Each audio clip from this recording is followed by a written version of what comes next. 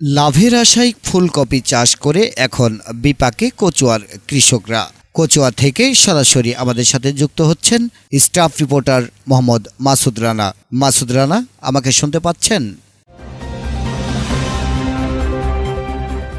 জি, আপনি যেমনটি শুনছিলেন যে আসলে আমি এই মুহূর্তে দাঁড়িয়ে আছি কচুয়া উপজেলার ভুইয়ারা মাঠে। অর্থাৎ এখানকার যে কৃষকরা রয়েছেন তারা কিন্তু আসলে মূলত সবজি আবাদের উপর নির্ভরশীল হয়ে থাকেন। আসলে তারা কিন্তু প্রতি বছরে বিভিন্ন ধরনের সবজি আবাদ করেন। তার মধ্যে রয়েছে ফুলকপি, বাঁধাকপি এবং টমেটো, ক্ষীরা, অর্থাৎ নানা রঙের তারা সবজি আবাদ করে থাকেন। তো আজকে আমি এই মুহূর্তে দাঁড়িয়ে আছি যে আসলে বাঁধাকপি অর্থাৎ জমিতে তারা কিন্তু আসলে ফুলকপি জমিতে তারা কিন্তু আসলে প্রতি বছরেই এই অঞ্চলে অর্থাৎ এই মাঠে তারা কিন্তু ফুলকপির আবাদ করে থাকেন।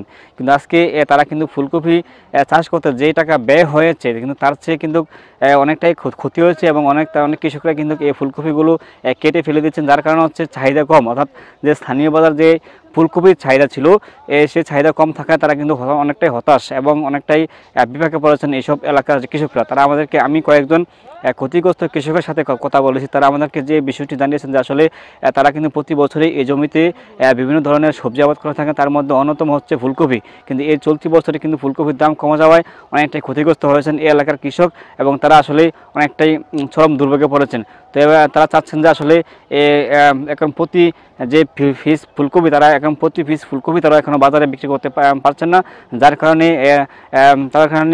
ক্ষোভে এবং ক্ষিপ্ত হয়ে তারা কিন্তু এসব ফুলকপিগুলো তারা নষ্ট করে ফেলেছেন এবং তারা কিন্তু অনেকটাই ক্ষতিগ্রস্ত হয়েছেন। আসলে সব মিলিয়ে বলা চলে যে আসলে এই চলতি মৌসুমে কিন্তু ফুলকপির বাম্পার ফলন হলেও তারা কিন্তু সেই অনুযায়ী তারা বাজারের চাহিদা না থাকে, তারা কিন্তু অনেকটাই হতাশ এবং চরম বিপাকে পড়েছেন এই অঞ্চলের কৃষকরা।